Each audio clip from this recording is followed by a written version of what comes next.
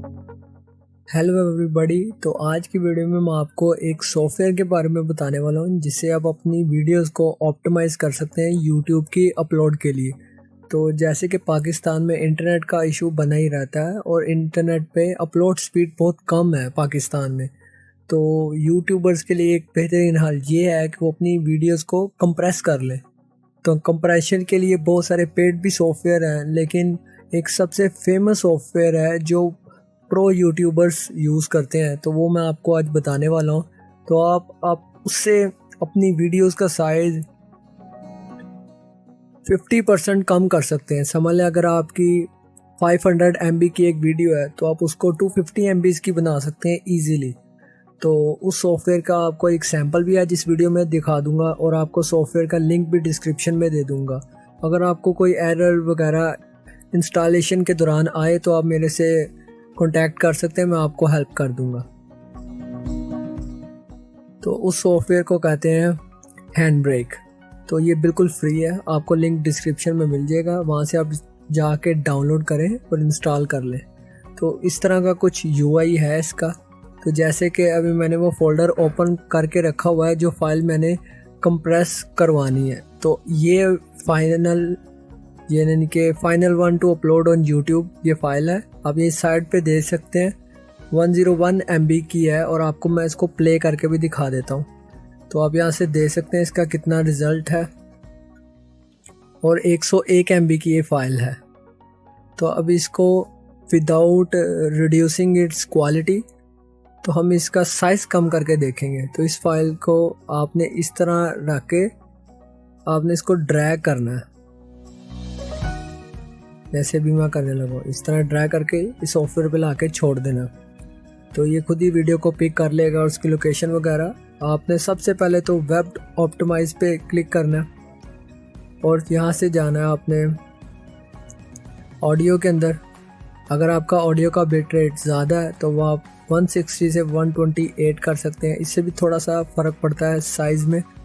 और ये बस इतना ही करना था, आपको कोई प्रीसेट वगैरह नहीं छेड़ना। अगर आप चाहते हैं कि आपको बार बार सेटिंग ना करनी पड़े तो आप इसका एक प्रीसेट बना सकते हैं, जैसे कि आपको राइट हैंड साइड पे आपको नज़र भी आ रहे होंगे।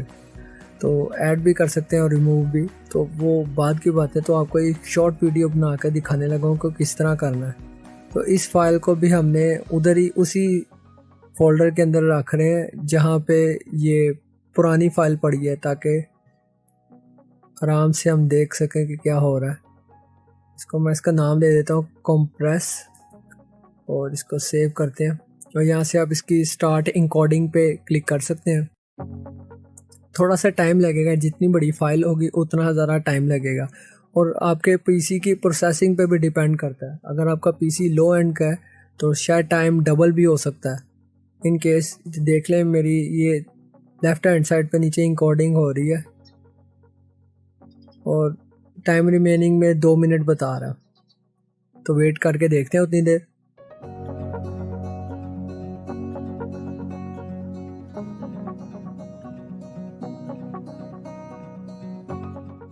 तो जैसे देख सकते हैं हम नीचे लिखे आएगा क्यू फिनिश्ड। तो अब आप इस सॉफ्टवेयर को बंद कर सकते हैं और उसी जगह देख लें 2 फाइल्स आ गई अब, एक कंप्रेस की और एक फाइनल की। तो फाइनल वाली हमारी ओरिजिनल फाइल है। अब इसको मैं दोबारा